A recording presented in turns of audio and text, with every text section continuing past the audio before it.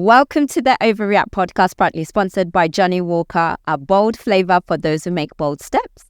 To be enjoyed in moderation and drunk responsibly, not to be sold for persons under the age of 18.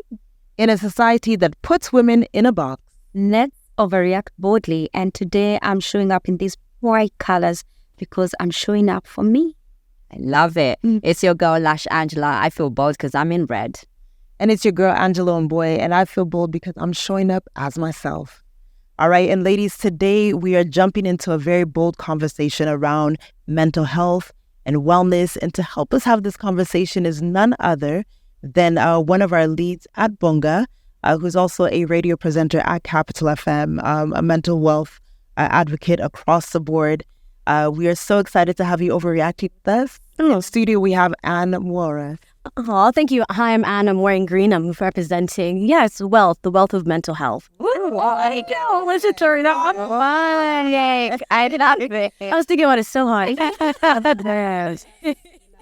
So, ladies, I mean, the year's almost coming to a close. It's been a hectic year, to say the least. But I'm just curious to know, what has your journey with your own? The year's not coming to in a new year. How bad? Yeah, just start your. All right, so ladies, what I want to know is, what are some of your key, go-tos when it comes to dealing with your own personal mental health? Whether, it's a good side, what are the healthy habits that you're doing to keep your mental wellness in check? Go on. I learned the hardest thing last year was setting boundaries. I realized I lacked boundaries within myself and other people. And if you don't know where you stand with yourself, then how can you let people treat you a certain way? Because you're going to keep saying yes. So stopping being a yes gal or a yes guy.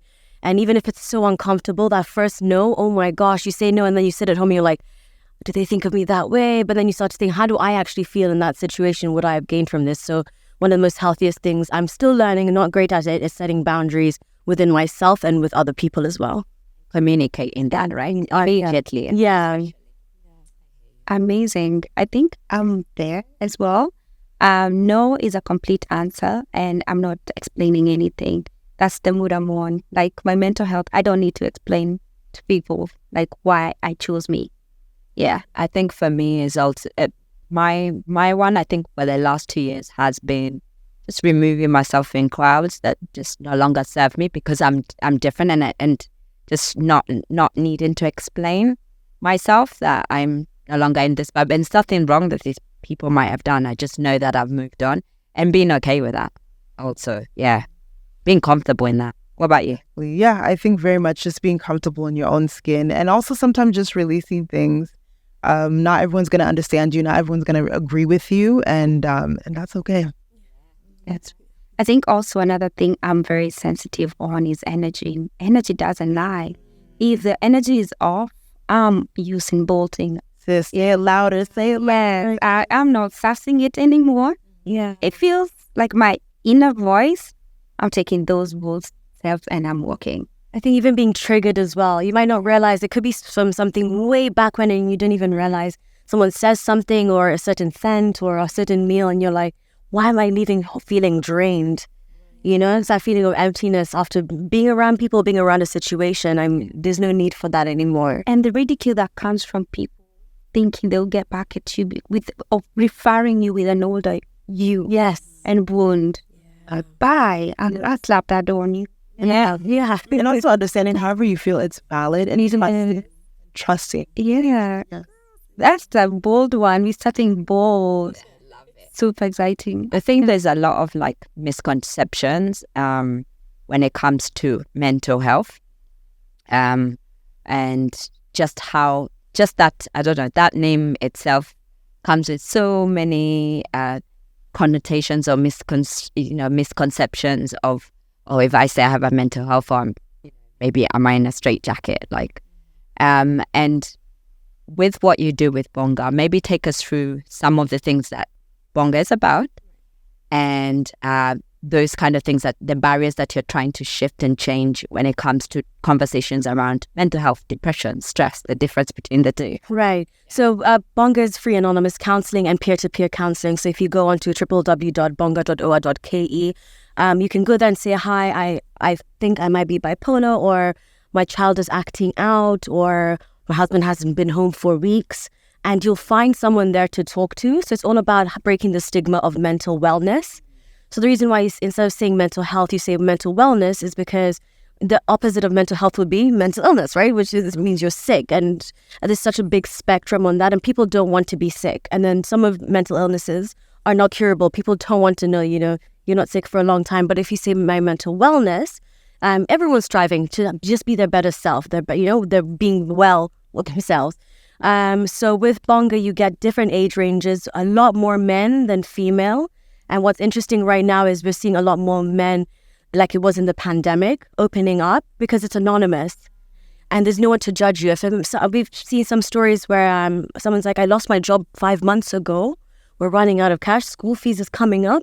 And you see the other guys rallying there, message me privately or how can I reach you? And it's nice to see those communication happening because it's creating a sense of community in Kenya. Because someone in Bungoma or Samburu is talking about these things, or someone's about to go to university and they're worried about their appearance. And you have people being like, oh, yes, I had acne, or yes, I need to have these certain issues and ailments.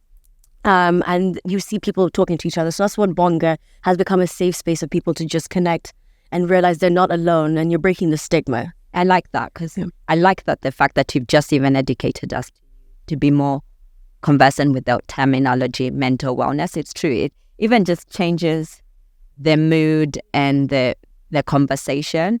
Any reason why, or what was the inspiration as to why you found yourself being part of Bonga?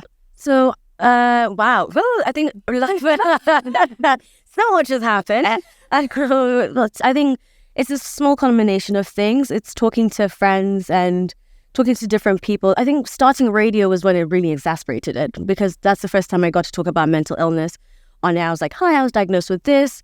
And for the longest time, people were like, don't talk about it. But then in my DMs, it was so different. It was people literally like page and messages on messages of like people talking. And it was so overwhelming because I can't relate to like a 40-year-old man, or I can't relate to a 16-year-old girl. Or I can't relate to, let's say someone says they're bipolar or schizophrenic. So getting the right help now became the next thing, but it's so expensive. So that's where the free anonymous counseling comes from. Because if your insurance doesn't cover it, or you have to pick between your meal or what you're going to wear, or your cab ride home, or even your bus ride home, or going to see a therapist, it's just not fair. And then some of them need medication. So how do you rally the community to come together and help each other out with something that is so natural and so normal? Because everyone knows if your mind isn't right, you're not going to function. You're going to show up as your worst self, and that's not helpful to anyone. So that's what really inspired me to like, I don't show up as my best self every day, but I'm not alone, and it gives me comfort knowing that we're in this together doing this. That's such a big element, accessibility. At least we're here in the city. But, when it comes to more of the rural areas and having access to mental health facilities and access to professionals, what does that landscape look like more so like in places outside of Nairobi or the big cities? Grown so much in the last 2 years. When we started, I remember some people were so against it. You're bringing Western ideas into Kenyan minds. These people are crazy. Why do we need to go out of our way to help them? It's a deficiency in the mother. That was a lot. It was always on the woman as well. So in the last 2 years, it has changed so much. The conversation is a lot bigger than we ever expected. I don't know where that shift came. I don't know where people switched on and they said, hey, I'm not okay. But in the last 2 years, you see a bigger shift of it being more acceptable. Going to hospital, not yet, but talking, where we're there. Yeah. Maybe COVID played a part, right? Because we were all in one boat, same storm, right? And so I think just the fact that now maybe your pockets are running dry because your points of consultancy wasn't there, like your jobs. Yeah. So I think everyone now just felt, I'm struggling. So maybe. Yeah. And I think also Kenya it's a villager family, type of situation where like in Japan, everyone's so isolated. COVID wouldn't affect you if you've been alone for so long. But now in a Kenyan sense, yes, we can't go for a Friday drink to unwind and chat because Kenyans, it's not a good way to cope with things, but Kenyans will celebrate a birth and a death. Yeah. Kenyans are there for a birthday, and Kenyans are there for work celebrations, for, you could have just gotten promoted or changed your nail color. they're there to celebrate. And I think that, yes, that feeling of isolation and even the smallest things couldn't be celebrated really affected people and got them to start opening up. Yeah.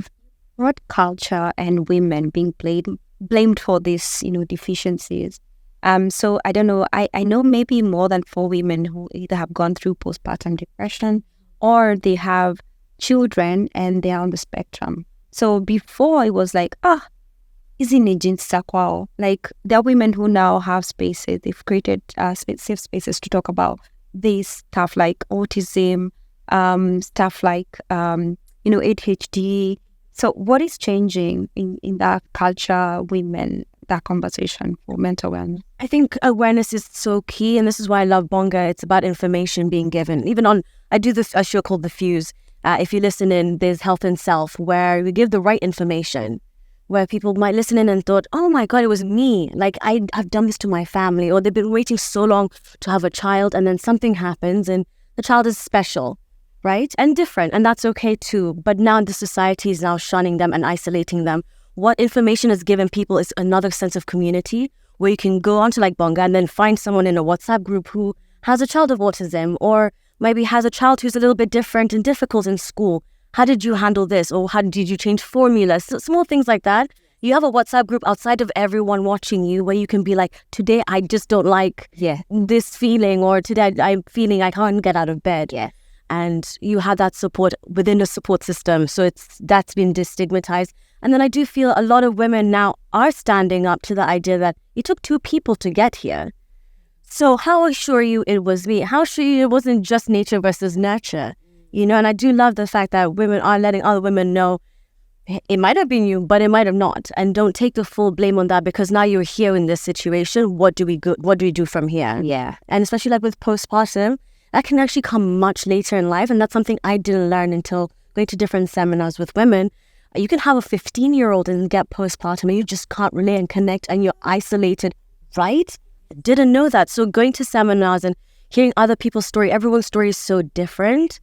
That opens up your mind, and just even a podcast like this, allowing people to freely discuss this at home while they're watching this on YouTube, while they're watching this and on their phones. Like you say, you never know, like someone might be listening and then maybe what we're saying might be like, oh, I've seen this in so-and-so. I think I should have that conversation. I think speaking of seeing things, how did you perhaps recognize that you were struggling mentally?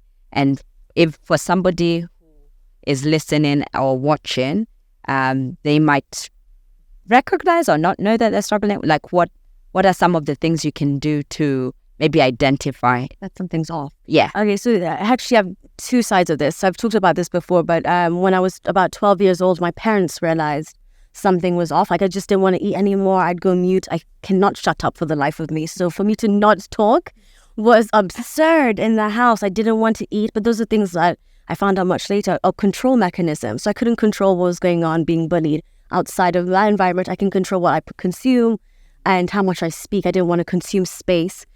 So as a kid, you don't know, but if you're a parent, that is something to look out for in your child. They start to withdraw, or they start to get really aggressive, really snappy, really angry.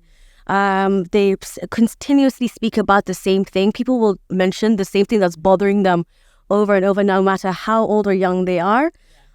So if that's not been addressed, then for sure. And then having open communication as well is something. If they really, really are on the spectrum already, making them feel special, having them around people who are quite similar as well. And you can see that in school. You can ask the teachers as well to set you up in other situations that allow that to happen. My parents didn't tell me that something was wrong for the longest time. Is it a good thing? I don't know. But it later on now has helped me to be more open-minded, because I can see in other people. Now, as an adult, or when I was diagnosed with PTSD, how did I know something is off? Oh my gosh. It's like a roller coaster. I can see why they say people like who've been to war experience that, because it was things like, I thought these were normal, but like flashbacks. I would maybe be sitting here in the middle of a conversation and I just stop because something has come into my mind in the middle of a sentence, and then I'll continue. I'll be like, anyway, blah, blah, blah. So it was my co-host, Nadia Favre. She's amazing. She's also noticed like weird changes, or I'd speak of the same thing over and over, or I couldn't sleep. Insomnia was 3-4 days, and you're running on steam, like the highs. you are invincible. I'll get every job done instantly. And then when you crash, you don't want to do anything. You literally have this like weird taste in your mouth. You feel sick. You feel like so sad to wake up. But then when you don't try to sleep, you don't want to sleep. So you're just like, I'm tired all the time. It's this exhaustion that you just can't fix. And that's when Just describe attitude. something that's wrong here. Yeah, so that's not a consistent. So when those are not balanced, because yes, life is exhausting, but then now when it stops being at a balance, when it's at an extreme. Yeah. Everything is extreme. Everything is extreme. Yeah. There's a way that we throw the word stress around. Yeah. I'm so stressed. I'm so stressed. I'm so stressed. Maybe break it down for us. How many ways that can manifest in terms of mental disorders, and what can you do to seek for help, and where is the help, especially for people of from low income households and people who are probably they're wired. You don't seek help. We don't talk about things. You just want to just keep that need. Right. Yeah. I remember talking to someone called Tim, and what he described is what we would call anxiety and depression, but that's been from birth. So that's so normal, right? And so to him, we look weak because we've diagnosed something that is a constant, but to us, we look like get help because you're not meant to normally feel that way. So it's finding that middle ground, because when you become aware of something as well, you have to fix it. So it would be easy. Ignorance is bliss on both sides. So it's also really being internal and choosing for yourself. Is this consistently happening? And is this now starting to affect other aspects of my life? Right? So everyone gets stress, yes. But let's say I'm a man and I'm stressed at work, I'm stressed at home, and then I start to act out. I start to drink a lot more. I'm starting to become violent, or I'm starting to become, it doesn't even have to be that extreme. I'm starting to be passive aggressive. I don't touch my wife anymore. I don't look at her. You know what I mean? Or I make snide comments, small things like that, building, breaking someone else down because you're not dealing with the stresses. Now it falls into, we're getting into mental illness that's affecting people else outside of that situation. It's crazy you talked about alcohol as a coping mechanism to numb yourself.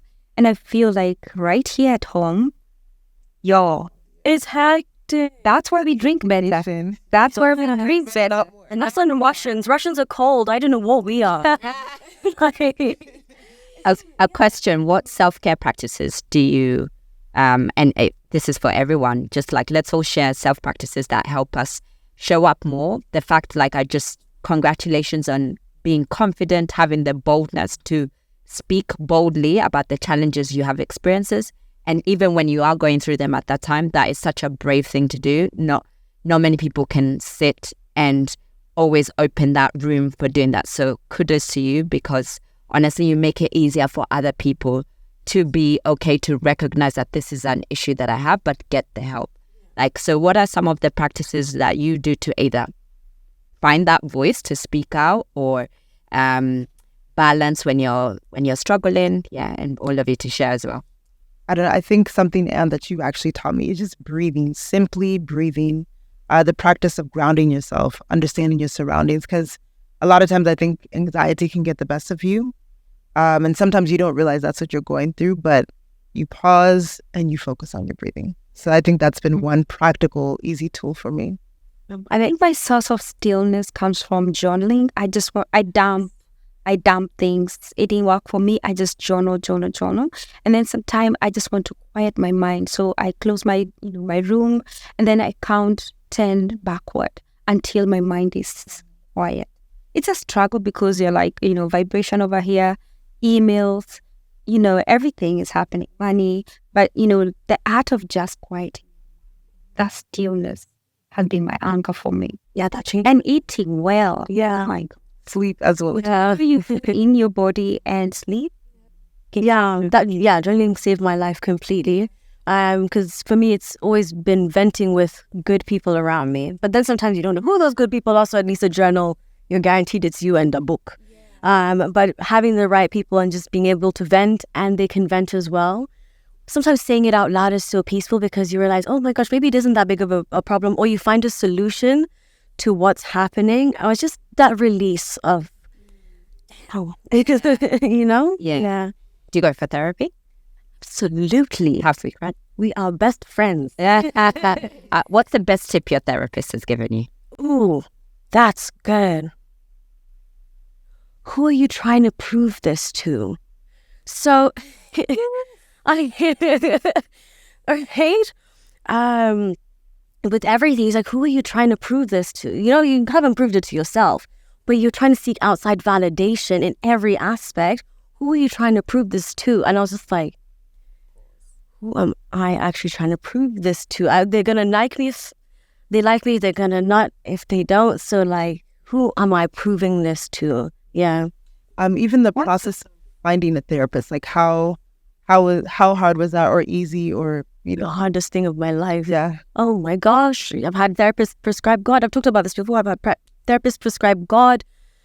I've had therapists because we're having a need. Prescribed God? God, just if you pray harder, and you're like, bruh, I'm praying the best I can, and I'm not getting Direct line. It's not working. I don't know if he's busy. Clearly, you are all in this.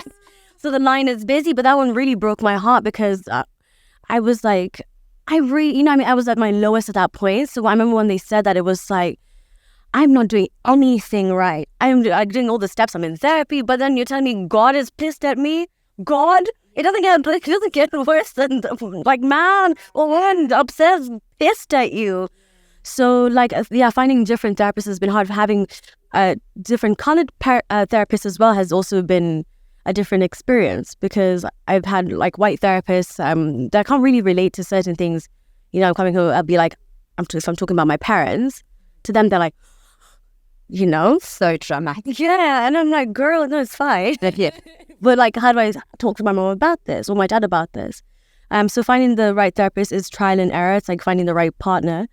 And if it feels wrong, that's okay. Ask them to refer you to other people within the field that you're going in for. And then also don't self-diagnose. Going to therapy, you don't have to be diagnosed with anything. It's just talking to a third party, but don't self-diagnose, because then you'll find the wrong therapist. Yeah. Or even just get the wrong treatment. Exactly. My self-care practices are 5 deep breaths if it's like really heavy. Sometimes I'll breathe into a brown bag, practice silence and quietness, and I like to be left alone. So if I feel that I'm like either all socialed out or whatever, no one is seeing me. Once I have everything in the fridge and I'm good to go, then I'll just like stay indoors. So like trying to stay away. And if I feel like I'm a bit snappy, then I have to separate myself, because I'm projecting something, or it could be maybe something didn't go through, and so now that person unfortunately has caught me at a bad time. Yeah, can I ask a question? Because people don't talk about this much. What negative practices have you done to cope with mental illness or mental health or mental wellness? Partying too much. Being outside? Wrong relationships.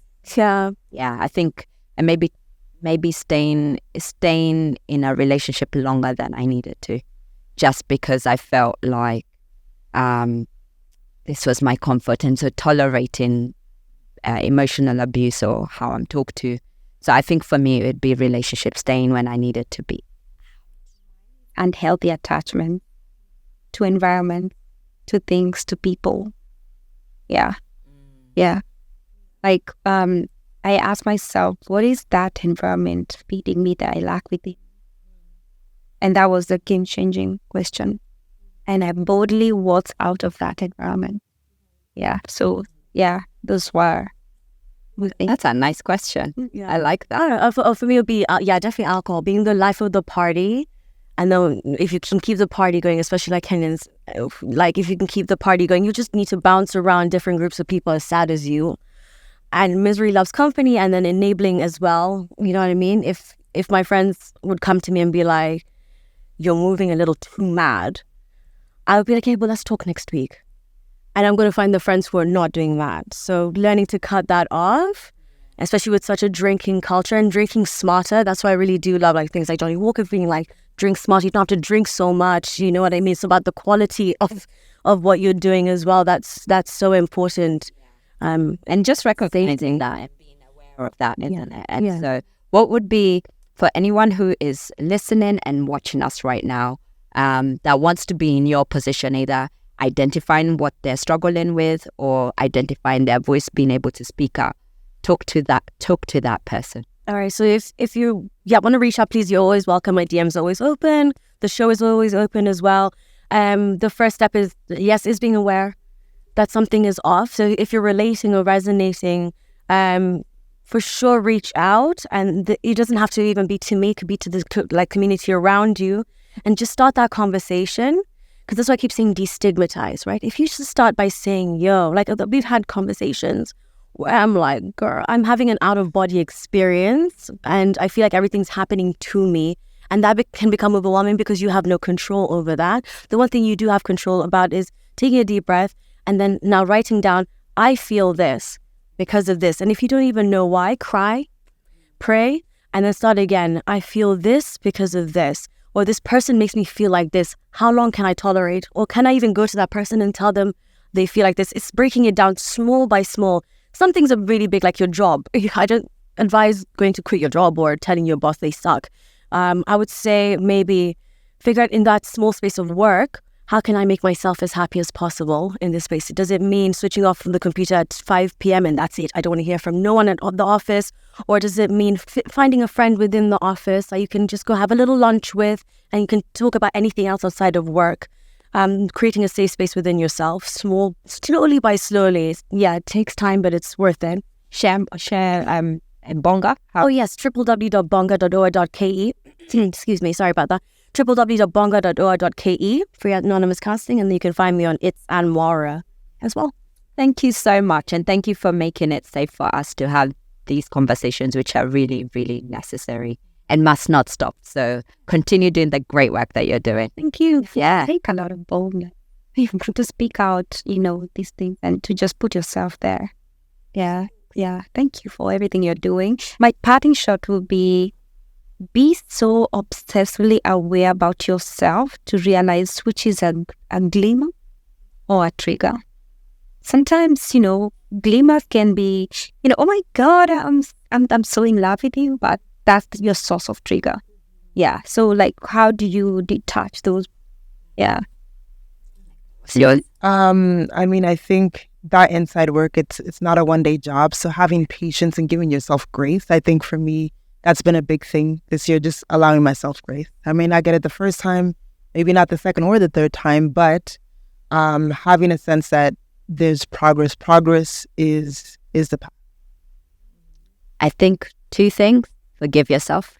Second thing, in the word responsibility is the ability to respond. So pay attention and then take responsibility. Any actions, any decisions, because it is the ability to respond. So forgive yourself and have the ability to respond. That would be for me. And what a conversation. Maybe we should take one deep breath. Right, come back. Hello. With your girl, Momo Hoya. I've enjoyed this conversation. Thank you so much for everything you're doing. Continue walking boldly. Yes. And you've been listening to us on Capital FM. Our episodes air on Wednesday at 10 p.m. You can also watch us or listen to us through Capital FM, YouTube and SoundCloud, or Sister Speaks Global on YouTube, as well as Google Podcasts, Apple and Spotify. You can continue interacting with us through social media on Twitter, Instagram at Sister Speaks 254, as well as TikTok, or at OVAReact Podcast on Instagram. And of course, this episode has been proudly sponsored by Johnny Walker, a bold drink to enjoy in moderation, and drink responsibly, not for sale to persons under the age of 18. Don't drink and drive.